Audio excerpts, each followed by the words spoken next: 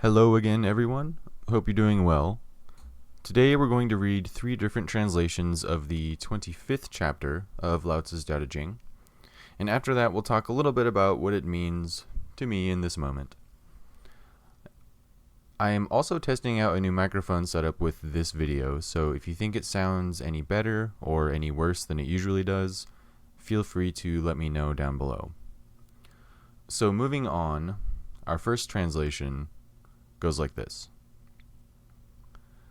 There was something undefined and complete, coming into existence before heaven and earth.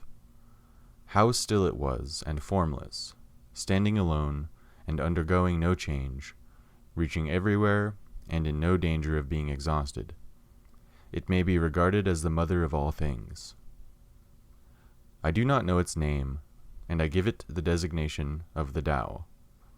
Making an effort further to give it a name, I call it the Great. Great, it passes on in constant flow. Passing on, it becomes remote. Having become remote, it returns. Therefore the Tao is great. Heaven is great. Earth is great. And the sage king is also great. In the universe there are 4 that are great, and the sage king is one of them. Man takes his law from the earth. The earth takes its law from heaven. Heaven takes its law from the Tao. The law of the Tao is its being what it is. The second translation goes like this. There is a being wondrous and complete. Before heaven and earth it was. How calm it is, how spiritual. Alone it standeth, and it changeth not. Around it moveth, and it suffereth not. Yet therefore can it be the world's mother. Its name I know not, but its nature I call reason. Constrained to give a name, I call it the Great.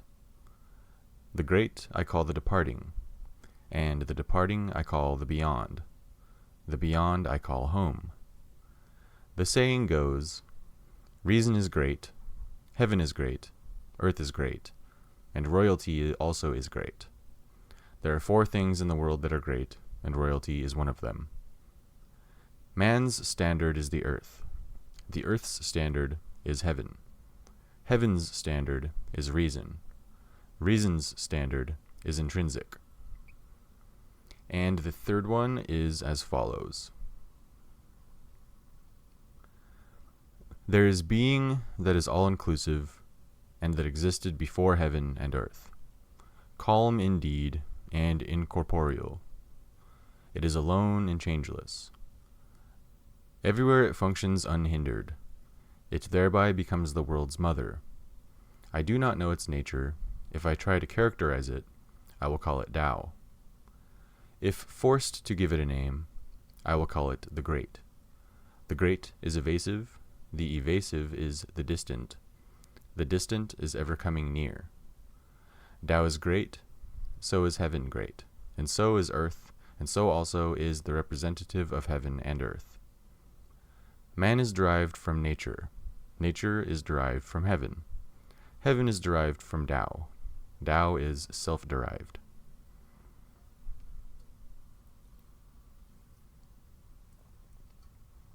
Alright, so let's first mention that this is one of the more difficult and existential chapters. I see much of what is being said to be very similar in a sense to Zen philosophy, so that's just something interesting to note. Well, there was apparently something here before the universe existed. It was or is beyond all sense and comprehension for human minds. This has always been one of the big questions. What was there before the Big Bang? How does a universe come from nothing? Well, here we have Lao Tzu telling us that there was something here before the universe came into existence. And perhaps this is a metaphor. Perhaps it is meant to be taken literally. Perhaps it is up to you to decide for yourself. So, anyways, this something that existed in or maybe even as the nothing before creation is said to contain within itself all that is possible. It can be called the mother of existence. And the narrator continues to explain that since it is nameless, they will call it Tao. I would even go further and add that it can be identified with the self, the supreme self, maybe another way of saying that. It's the one self experiencing itself subjectively through different human biologies, different animals, plants, and things. Now, it's mentioned that Tao is great, heaven is great, earth is great, and beings are great. Beings come from nature. Nature comes from heaven. Heaven comes from Tao. And coming back around again, Tao follows nature. So the highest and the lowest are connected. It's this strange loop, and I mean strange loop in the technical sense. You can think about it in the same way as the conundrum of the chicken or the egg coming first, or even in the same way that the Ouroboros is forever dining on its own tail.